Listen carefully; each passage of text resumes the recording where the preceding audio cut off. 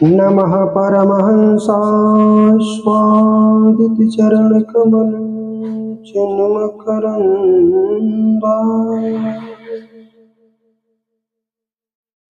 भक्तजनमानस निवासाय श्रीरामचन्द्राय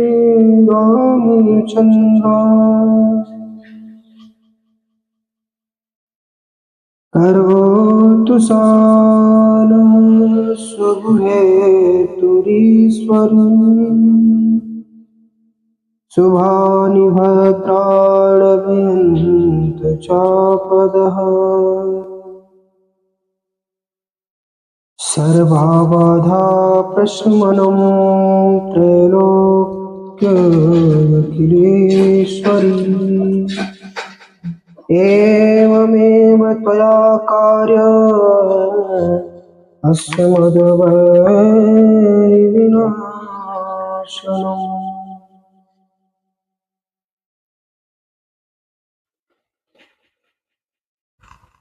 ॐ गुरुर्ब्रह्मा गुरुर्विष्णु गुरुर्देव महेश्वरा गुरुर्साक्षात् परब्रह्म तस्मै श्री गुरुवे नमः।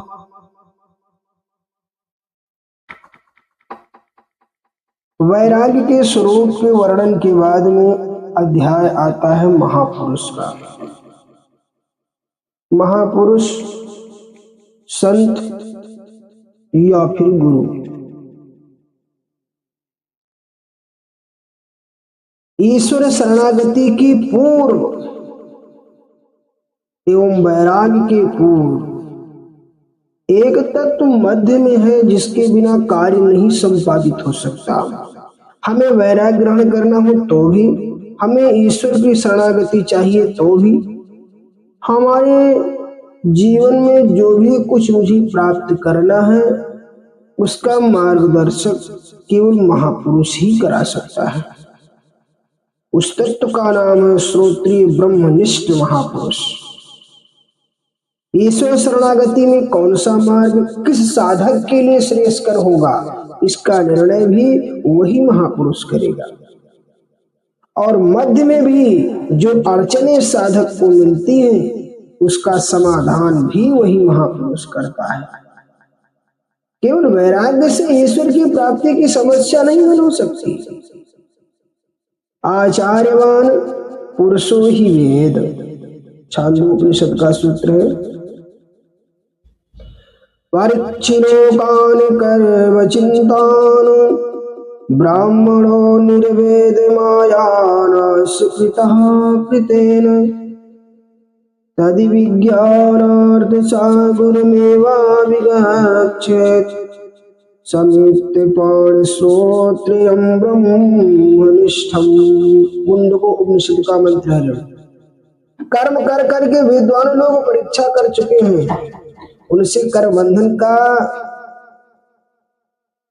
वो अत्यांतिक भाव नहीं होता, बल्कि कर बंधन की ही वृद्धि होती है। ईश्वर को जानने वाले एवं अनुभव करने वाले भी को एक गुरु की आवश्यकता है। गीता में भी भगवान कहते हैं तद्वृद्ध प्रणिपातेरं परिप्रश्नेन सेवया उपदिक्षन्ते ते ज्ञानम् ज्ञानिनस्तत्त्वदर्शिनः। गीता के चौथे अध्याय का 34वां श्लोक है। ईश्वर तत्व को जानने के लिए श्रोत्रिय ब्रह्मनिष्ठ महापुरुष की आवश्यकता है, जिसके शरण होकर सेवा पूर्वक जिज्ञासा मन में बनाकर ही परम तत्व का ज्ञान प्राप्त हो सकता है। भगवान व्यास कहते हैं तस्माद् गुरुं प्रपद्येतं जिज्ञासुः श्रेय उत्तमम् शाब्दे परे न निश्रांतम ब्रह्म पूर्ण कृष्णाश्रयम। भागवत के 11वें स्कंद के 3 अध्याय का 21वां मंत्र है। अर्थात उस ईश्वर की प्राप्ति के लिए वास्तविक गुरु की शरण में जाना होगा। रामायण भी कहती है, गुरु बिन भावानिधि तरई न कोई। और दूसरा, गुरु बिन होय ज्ञान। सर्वसम्मत मत यही है कि बिना गुरु के उस परम तत्व को नहीं जाना जा सकता। अब हमें सर्वप्रथम उसी महापुरुष तत्व पर विचार करना चाहिए। एक बात तो स्मरण है कि महापुरुष हो या गुरु, तत्व से यह अभिप्राय नहीं है कि जो केवल शास्त्र वेद का विद्वान मात्र हो अथवा केवल अनुभवी मात्र हो, बल्कि आप ग्रंथों ने दोनों ही बातों को प्राधान्य दिया है। यद्यपि मेरी राय में यदि शास्त्र वेद का विद्वान नहीं भी है तो भी अनुभवी महापुरुष से काम बन सकता है, क्योंकि उसके जान लेने पर सब कुछ स्वयं ज्ञात हो जाता है। अतः ग्रंथों एवं लोक में भी 3 शब्द पढ़ने सुनने में आते हैं, एक महापुरुष, दूसरा महापुरुष एवं तीसरा परम पुरुष। दूसरे शब्दों में इन्हीं तीनों की को जीवात्मा, महात्मा एवं परमात्मा शब्दों से पुकारा जाता है। पुरुष, महापुरुष और परम पुरुष को हमें महापुरुष या महात्मा तत्व पर विचार विनिमय करना है। वास्तव में जीवात्मा और परमात्मा अथवा पुरुष एवं परम पुरुष के मध्य की स्थिति का नाम ही महात्मा या महापुरुष है। जिस जीवात्मा या पुरुष ने परमात्मा या परम पुरुष को जान लिया हो, देख लिया हो, उसमें प्रविष्ट हो चुका हो, वही महात्मा या महापुरुष है। अर्थात ईश्वर प्राप्त जीव को ही महापुरुष कहते हैं। किंतु किस जीव ने ईश्वर प्राप्ति की है, ये जानना अत्यंत कठिन है। ईश्वर की भांति उससे एकत्व प्राप्त के लिए ही महापुरुष को जानना केवल उसी कक्षा के महापुरुष के लिए संभव है, जो उस मार्ग तक, उस लक्ष्य तक पहुंच चुका होगा। क्योंकि जिस प्रकार ईश्वर प्राकृत इंद्रिय मन बुद्धि से अग्राह्य है, उसी प्रकार महापुरुष भी अप्राकृत इंद्रिय मन बुद्धि से अग्राह्य है। फिर भी कुछ प्रत्यक्ष, कुछ अनुमान, कुछ शब्द प्रमाण के द्वारा महापुरुष को पहचाना जा सकता है, अन्यथा तो अनादि काल से अब तक किसी को भगवत प्राप्ति ही नहीं होती। महापुरुष के पहचानने में परिश्रम, समय भले ही लगता है, उसके बिना ईश्वर प्राप्ति का प्रश्न नहीं हल हो सकता। यदि सच पूछा जाए तो जैसे ABCD पढ़ने वाले विद्यार्थी का एक प्रोफेसर की योग्यता का निर्णय करना हास्यास्पद है, वैसे ही एक आध्यात्मिक विद्यार्थी शिष्य का पूर्ण आध्यात्मिक पुरुष गुरु का निर्णय भी उपहासजनक है। किंतु फिर भी अनंत शिष्यों ने गुरु को पहचाना है, शरणापन्न हुए हैं, उनकी बताई साधना के द्वारा एवं उनके सहयोग से ईश्वर प्राप्ति की है। अतः उसी नियम एवं मार्ग से हमें भी वहां पहुंचना है, निराश नहीं होना है। जब कोई कर्म एक व्यक्ति कर सकता है तो फिर उसे कोई भी कर सकता है, निषिद्ध हो जाता है। प्रायः 2 प्रकार के महापुरुष प्राप्त होते हैं एवं 2 ही प्रकार के दंभी भी होते हैं। इन चारों को समझ लेने पर ही महापुरुष की समस्या हल हो सकती है। नंबर 1, पराई। महापुरुष उसे कहते हैं जिसके भीतर के भी महापुरुषत्व को हो और ईश्वर का वास्तविक ज्ञान, दर्शनादि अनुभव हो और बाहर भी उसी रूप में देखता हो, विपरीत अभिनय ना करता हो। ऐसे महापुरुष की पहचानने में सुविधा है, किंतु ये असंभव सा है क्योंकि महापुरुषों का इतिहास इसके विपरीत है। दूसरा नंबर आता है, दूसरे महापुरुष वो होते हैं जो भीतर से तो वास्तव में ही महापुरुष है, किंतु बाह्य व्यवहार में सांसारिक से देखते हैं। हम लोग बाह्य व्यवहार से ही व्यक्ति का निर्णय करते हैं, इसीलिए ऐसे महापुरुष को पहचानना अति कठिन हो जाता है। और ऐसे ही महापुरुष होते हैं, कुछ उन लोगों का स्वभाव सा होता है, गोपनीयम गोपनीयम गोपनीयम प्रयत्नतः, अपने आप को जगत से छुपा कर रखना।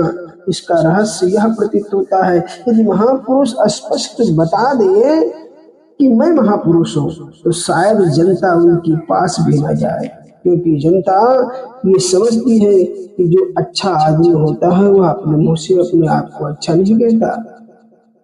अन्य कोई भी कारण हो, किंतु हमारे इतिहास में तो ऐसे ही महापुरुष हुए हैं जिनका बहिरंग व्यवहार माइक था एवं अंतरंग दिव्य था। तीसरे नंबर के आते हैं माइक पुरुष, जिनको हम कहते हैं दम्भी,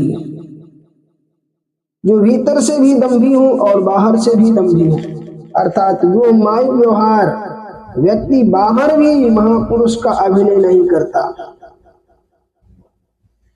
ना करता हो अभिनय, और वेशभूषा आज से पृथक हो, सर्वसाधारण की भांति ही रहता हो, ऐसे दम्भी को पहचानना सरल है।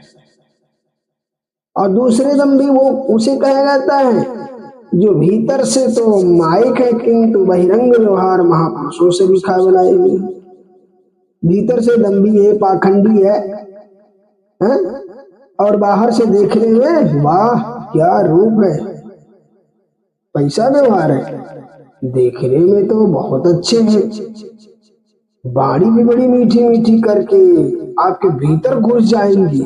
जैसे शास्त्र वेद का उपदेश करते हैं, वैसे भी साधुओं का सा बनाएंगे, शिष्यादि परंपरा भी स्थापित की है। ऐसे दम्भी महापुरुष को पहचानना अत्यंत कठिन है, क्योंकि हम लोग प्राय व्यवहार से ही व्यक्ति का निर्णय करना जानते हैं। दूसरे और चतुर्थ क्लास के जो दोनों गंभीर विचार करना है इनके ऊपर, जिससे कि भीतर महापुरुष तत्व है किंतु बाहरी व्यवहार संसारिक है, जिसके भीतर संसार है किंतु बाहरी व्यवहार संतों का सा है, इन दोनों को कैसे जाना जाए, बस यही एक गंभीर समस्या है। आप कहेंगे यदि कोई भीतर से महापुरुष होगा तो वह बाहर से अमायिक होगा, किंतु शायद अपने इतिहास को गंभीरता पूर्वक अध्ययन नहीं किया है। आइए आपको थोड़ा दिग्दर्शन करा दिया जाए। ये तो आप जानते ही होंगे कि वास्तविक ईश्वरीय ज्ञान के पश्चात अंत काल तक कभी अज्ञान नहीं आ सकता, और ईश्वरीय आनंद पाने के पश्चात अनंत काल तक दुख का अधिकार नहीं हो सकता।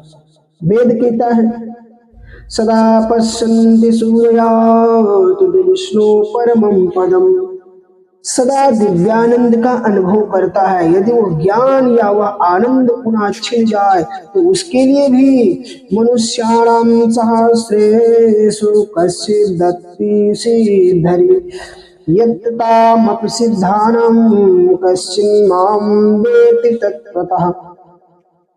सहस्रों जन्म कौन प्रयत्न करे, जैसे गेहूं चावल का बीज आग में जल जाने पर यद्यपि लावा रूप में दिखता है, किंतु उसकी बीज शक्ति सदा के लिए समाप्त हो जाती है, वो कभी भी उपज नहीं सकता है। उसे कोई भी व्यक्ति किसी भी साधन से पुनः अंकुरित नहीं कर सकता। उसी प्रकार एक बार ईश्वर प्राप्ति द्वारा माया निवृत्ति होने पर पुनः माया या उसका विकार उस व्यक्ति पर कभी अधिकार नहीं कर सकता। ये शास्त्र सम्मत एवं तर्क युक्त सर्वमान्य सिद्धांत है। तो अब इसी आधार पर विचार करना है कि हमारे इतिहास में माया का अभिनय किस प्रकार माया के पुरुषों ने किया है, किस प्रकार किया है।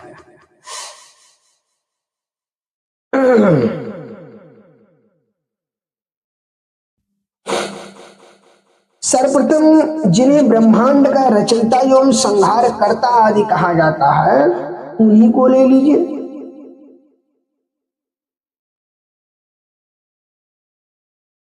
शिव बिरंच कहा मोह कोहे व पुरा आन। इस प्रमाण अनुसार ब्रह्मा एवं शंकर को भी माया मोहित कर लेती है। और स्पष्ट सुनना चाहे तो पुनः रामायण देखिए। नारद भव बिरंच सनकादि, जे मुनि नायक आतमवादी। मोह नयंद कीन कहु के ही, को जग कामु न चाहु न जेहि। अर्थात ब्रह्मा शंकरादि ऐसा कोई नहीं बचा जिसे मोह ने अंधा ना बना दिया हो। इसी सिलसिले में एक बात और समझ लेना चाहिए कि महापुरुषों में भी दो प्रकार के महापुरुष होते हैं। एक तो वो जो अनादि काल से अर्थात सदा से मायातीत महापुरुष ही रहे हैं, कभी भी मायाधीन नहीं थे, उन्हें ईश्वर का परिकर पार्षद आदि कहते हैं। दूसरे वे जो अनादि काल से मायाधीन रहे हैं किंतु किसी गुरु की शरण में जाकर उनके द्वारा निर्दिष्ट पथ पर चलकर ईश्वर प्राप्ति की है, तब से अनंत काल के लिए वे भी महापुरुष हो गए। मैं प्रथम उन ब्रह्मवादियों का वर्णन करता हूँ जिन्हें कभी भी मायाधीन नहीं रहना पड़ा, सदा से महापुरुष रहे। उनको भी मोह आदि ने अंधा बना दिया। ये कैसे और क्यों, यह एक गंभीर प्रश्न है। सतयुग में उन्हीं ब्रह्मा के पुत्र एवं जीवन मुक्त अमलात्मा परमहंसों के नेता सनकादिक 4 भाई हुए हैं। इनका आख्यान आप लोगों ने सुना होगा। एक बार चारों भाई वैकुंठ में जा रहे थे, तब जय और विजय वहां के पार्षदों ने उन्हें रोक दिया, जिससे उन्होंने क्रोध में आकर शाप दे दिया, तुम राक्षस हो जाओ। भला सोचिए, ब्रह्मलीन परमहंस तो उसे कहते हैं जो अपने सिवाय ना कुछ देखता हो, ना कुछ सुनता हो, ना सूंघता हो, ना स्पर्श करता हो, ना रस लेता हो, ना सोचता हो, ना निश्चय करता हो। वेद भी कह रहा है, यत्र हि द्वैतमो भवति तदितरः इतरं जिघन्ति, तदितरम् इतरं पश्यति, तदितरम् इतरं मा शृणोति, तदितरं मा इतरं मामभि वदति, तदितरम् इतरं मुनते, तदितरम् इतरं विजानाति। यत्र वा अस्य सर्वमेवात्मभूत केनं कं जिघ्ने तत्त्वेनं मा कं पश्ये तत्त्वेनं मा कं शृणुयात्वायत्केनं मा कामभिविद्यते तकेन कं मन्वीत तत्केन कं विजानीयात् येनेदं सर्वं विजानाति तं केनं विजानीयात् विज्ञातारमरेकेन विजानीयादिति। बृहदारण्यक उपनिषद में ऐसे महापुरुष को द्वैत का भान कैसे हुआ, उन्हें अज्ञान कैसे आया, साप कैसे दिया, इत्यादि इत्यादि। आप शंकर जी, महाशक्ति पार्वती जी का आख्यान पढ़कर ही विचित्र हो जाएंगे। देखिए, रामायण में लिखा है, जिस समय भगवान राघवेंद्र सरकार अपनी आह्लादनी शक्ति जगदम्बिका सीता जी की खोज में विरह का अभिनय करते हुए जा रहे थे, उसी समय पार्वती ने उन्हें देखा। साथ में शंकर जी भी थे। पार्वती जी को अज्ञान ने धर दबाया। अस्तु पार्वती जी ने कहा, कब हूँ योग वियोग न जाके, देखा प्रगट विरह दुख ताके। अर्थात भगवान तो उसे कहते हैं जिसे ना योग हो ना वियोग हो, अर्थात अपने स्वरूप में आनंदमय रहे। ये कैसे भगवान है जो किसी स्त्री के वियोग का अनुभव कर रहे हैं और मैं प्रत्यक्ष देख रही हूं। साथ ही वो ये भी कहती हैं, क्या, शंकर जगत बंद जगदीशा, सुर नर मुनि सब नामत सीसा। तीन पशुतहि कीन परनामा, कहि सच्चिदानंद परधामा। शंकर जी जगदम्ब जगवंद जगदीश हैं, उन्होंने सच्चिदानंद ब्रह्म उन्हें कहा जाता है। उन्हें प्रणाम किया। यहाँ पर ध्यान दीजिए कि जगदीश शब्द का प्रयोग वेदों ने के अनुसार ईश्वर के लिए होता है। क्षरम प्रधानमृताक्षरम हरः, क्षरात्मनानावीशिते देवनेका, तस्याभिज्ञानादयो जनात् तत्त्व भावादमूल शांते विश्वमाया निवृत्ति। श्वेतास्त्रोपनिषद और नारद परिव्राजक उपनिषद में भी ये मंत्र है। पार्वती जी शंकर जी को भगवान मानती हैं, किंतु उनके प्रणाम पर भी विश्वास नहीं हुआ और तर्क ये रख दिया, ब्रह्म जो व्यापक बिरज यजस अकल अनीह भेद, सो की देह धरि हो य नर जाहि न जानत वे। अर्थात निराकार व्यापक ब्रह्म भला कहीं साकार हो सकता है। अब सोचिए कि इस प्रकार की शंका तो एक देहाती गंवार को भी नहीं होगी, क्योंकि सब जानते हैं कि जीव निराकार है, किंतु साकार शरीर लिए 84 लाख योनियों में चक्कर लगा रहा है। फिर भी सर्वसम्मत भगवान जिसके मुस्कुराने मात्र से साकार विश्व का निर्माण हो सकता है, वह स्वयं साकार नहीं हो सकता। ये सोचना कितना हास्यास्पद है।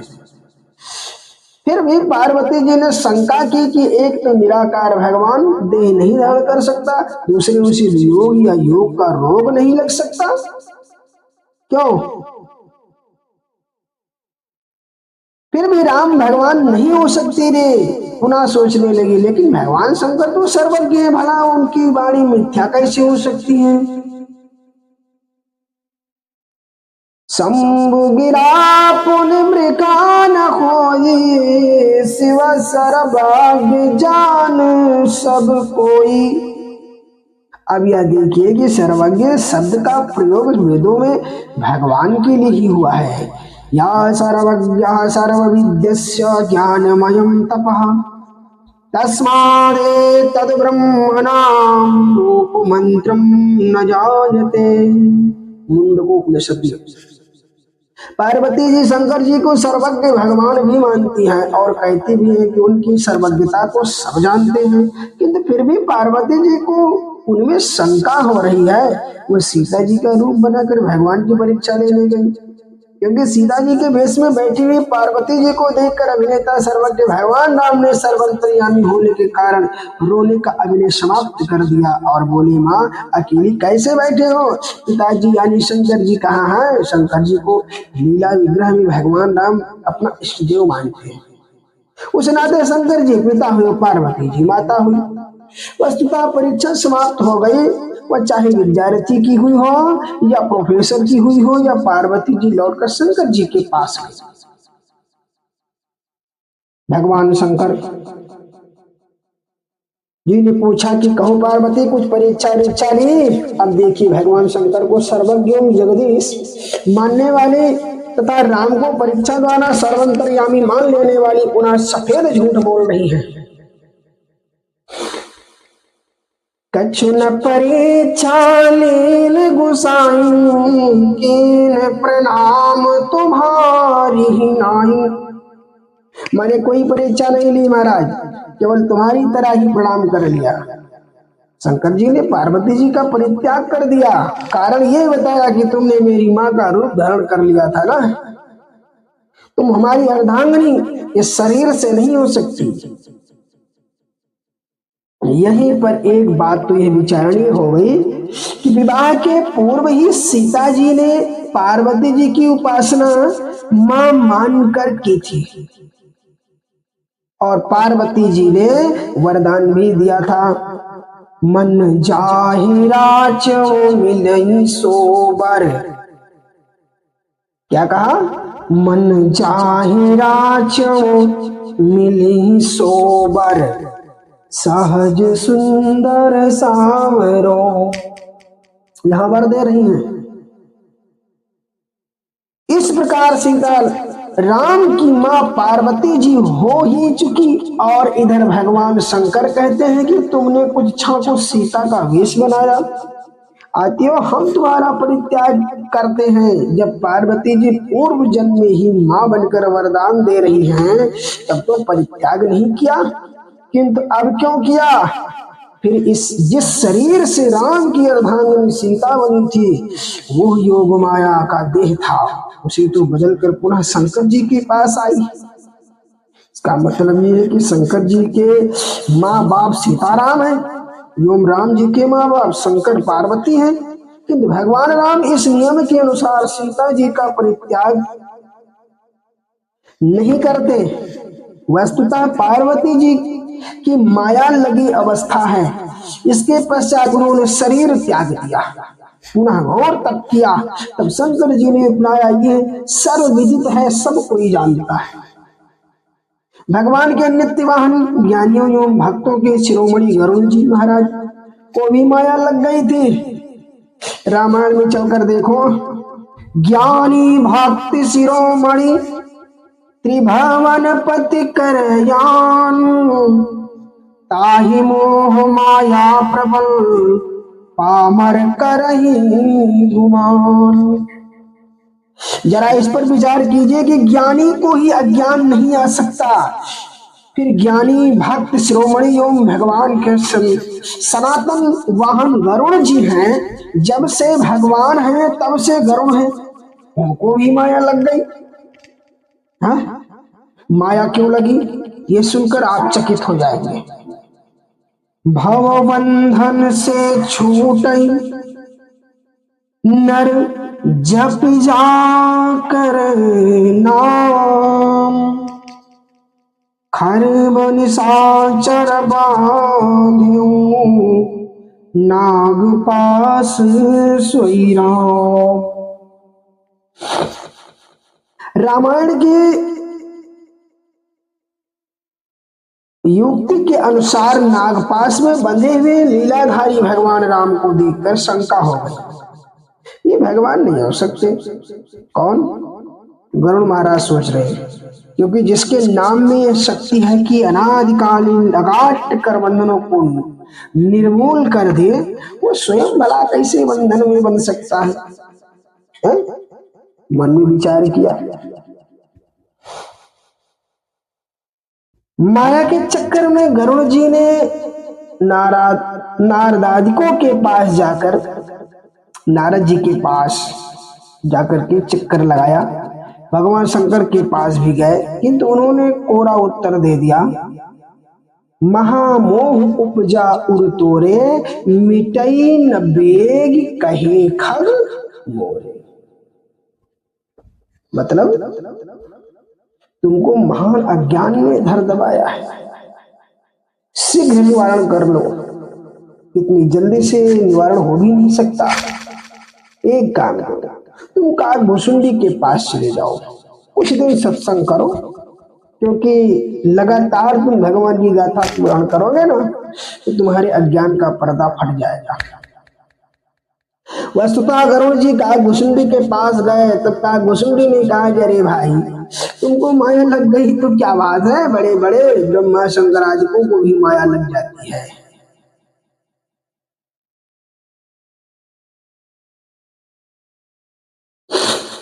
तुम निज मुँह कही खग साई, सो नहीं कछुआ चरज गोसाई। नारद भव बिरंच सन का दीजे, मुनि नायक आतमवादी। मोह नयंद कीन कहु के ही, को जग काम न चाहू न जेही। नारद जी के विषय में आप जानते ही होंगे कि कामदेव को जीत लेने पर भगवान के पास अहंकार लेकर गए। भगवान ने माया द्वारा उसको बंदर का मुख देकर खिलवाड़ कर दिया। राम अवतार के समय क्या क्या हुआ, जरा वो भी देखिए। हनुमान जी महाराज, जिनसे बड़ा भक्त उस युग में किसे माना जाए, रोम रोम में राम रमाई, तुम हनुमान जी ने भी राम को नहीं पहचाना। ब्राह्मण का वेश बनाकर वनवासी लीलाधारी भगवान राम के पास आए और पूछा, तुम कौन? कहा, यहाँ क्या क्यों घूम रहे हो महाराज? तुम ब्रह्मा विष्णु या शंकर हो या नर नारायण हो, कौन हो? कि तुम तीन देव महको, नर नारायण की तुम दो। मैं तुम्हें नहीं पहचान पा रहा हूँ, कृपा करके बताओ। भगवान राम ने अभिनय के अनुसार कहा कि इसमें से मैं कोई नहीं हूँ। मैं तो राजा दशरथ का पुत्र हूँ, यहाँ मेरी श्रीमती जी खो गई है, उन्हें ढूंढ रहा हूँ।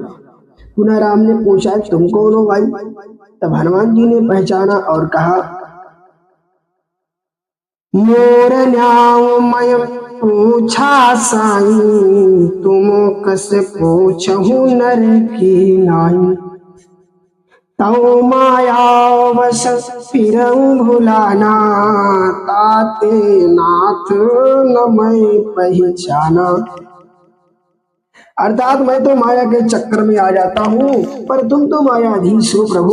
भगवान राम का ये अनन्य एवं अद्वितीय सखा सुग्रीव भगवान राम की परीक्षा ले लेने के पश्चात भी राज्य पाने पर भगवान राम को भूल जाता है।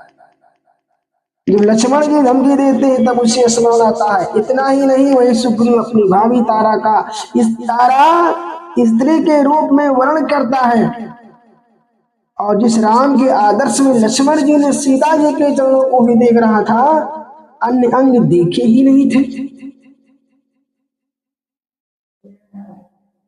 नूपुरे तविजानामि नित्यम पादाभि वंदनात्। वाल्मीकि रामायण में आता है वर्णन, सीता जी, मैं तो सीता जी के नूपुर ही पहचान सकता हूँ, क्योंकि उनके चरणों में नित्य प्रणाम किया करता था। ऐसे आदर्श स्वरूप में सुग्रीव का भाभी को पत्नी बनाना कितना चकित कर देने वाला है। यही कार्य विभीषण ने भी किया, अपनी भाभी मंदोदरी को स्त्री बना लिया। इतना ही नहीं, जब विभीषण पूर्णतः शरणापन्न होकर भगवान के पास आया था, तब उसके आने पर सुग्रीवाद ने बड़ी आपत्ति की थी। तब भगवान ने यहां तक कहा था, क्या कहा? विभीषणो या सुग्रीव यदि वा रावण स्वयं। अरे सुग्रीव, विभीषण तो शरणागत है, यदि रावण भी आ जाए तो कोई आपत्ति नहीं, मैं उसे भी स्वीकार करूंगा। भले ही विभीषण को लंकेश की उपाधि दे दिया हो और अब रावण को अवधेश बनाना पड़े। कैकेयी के प्रति सभी अयोध्यावासियों की दुर्भावना हो गई थी, जबकि भगवान राम ने अपने मुख से कहा था कि जो कैकेयी में दुर्भावना लाएगा वह मेरा सुजन नहीं है। और विलक्षणता यह कि अयोध्या में उस समय एक भी माइक जीव नहीं था। दैहिक दैविक भौतिकता पारा, मोराज नहीं काहू व्यापा। प्रताप किसी को व्याप्त नहीं हुआ। अपरंच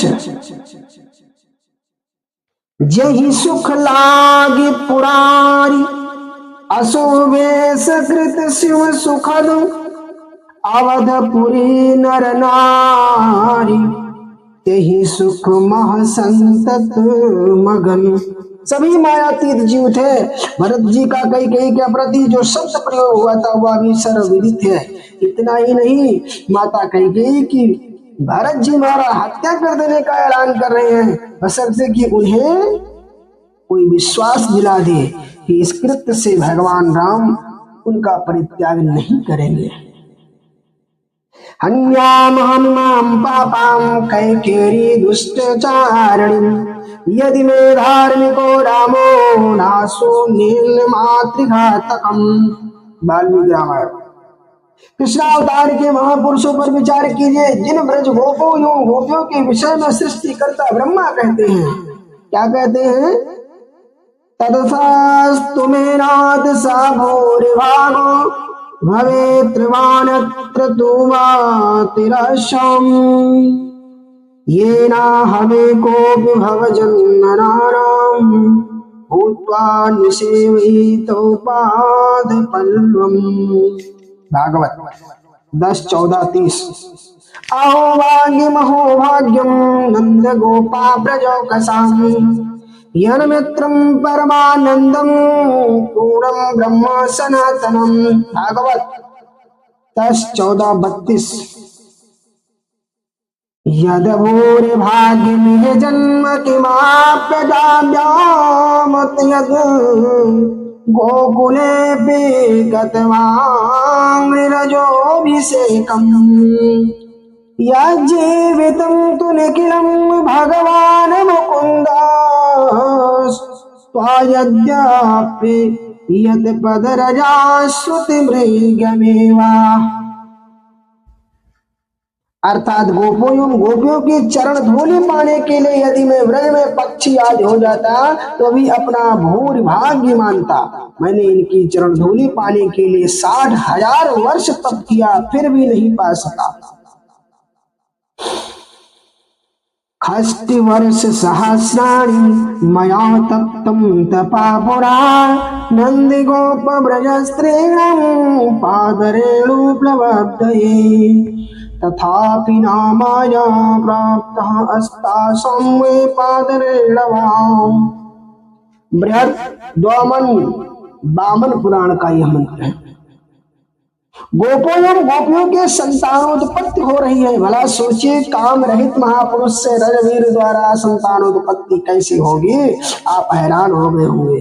गीता ज्ञानी महापुरुष अर्जुन की नाग कन्या दिगों में आसक्ति हो रही है। इतना ही नहीं, पुत्रोत्पत्ति भी हो रही है। पांडवों का इतिहास कितना आश्चर्यजनक है कि 5 पांडव 5 पिता से हुए, अर्थात इंद्र से अर्जुन, वायु से भीम, अश्विनी कुमारों से नकुल और सहदेव, धर्मराज से युधिष्ठिर। इन पांचों ने एक द्रौपदी को स्वीकार किया, उसे अपनी स्त्री बना लिया। इतना ही नहीं, भीमसेन ने राक्षसी हिडिंबा से संबंध किया और घटोत्कच पुत्र उत्पन्न किया। अच्छा, जरा अर्जुन के इतिहास पर विचार कीजिए। वनवास के पश्चात जब महाभारत का युद्ध होने जा रहा था, अर्जुन एवं दुर्योधन दोनों ही द्वारिकाधीश के पास जाकर पहुंचे। दोनों के प्रसादनार्थ भगवान ने शर्त रख दी कि एक और मैं निशस्त्र रहूंगा और दूसरी ओर मेरी 18 अक्षौहिणी सेना सहस्त्र रहेगी। आप लोग सुन चुके होंगे। उस समय अर्जुन ने शस्त्रहीन श्री कृष्ण को स्वीकार किया। जरा सोचिए, यदि अर्जुन ये ना जानते होते कि श्री कृष्ण भगवान है तो लड़ाई के मैदान में क्या उनकी पूजा करते? जो श्री कृष्ण को चुन लेते, यानी पहले ज्ञान था, पश्चात रण क्षेत्र में ये अज्ञान आ गया कि हम गुरुजनों को कैसे मारें, जबकि पूर्व में ही ज्ञात था कि हमारे शत्रु अमुक अमुक हैं। इसके पश्चात भी गीता ज्ञान हुआ, जबकि इन सब कार्यों में पूर्व ही नर रूप में पूर्व जन्म में ही महापुरुष हो चुके हैं। बोल वृंदावन बिहारी लाल की जय। शेष भाग अगले दिन।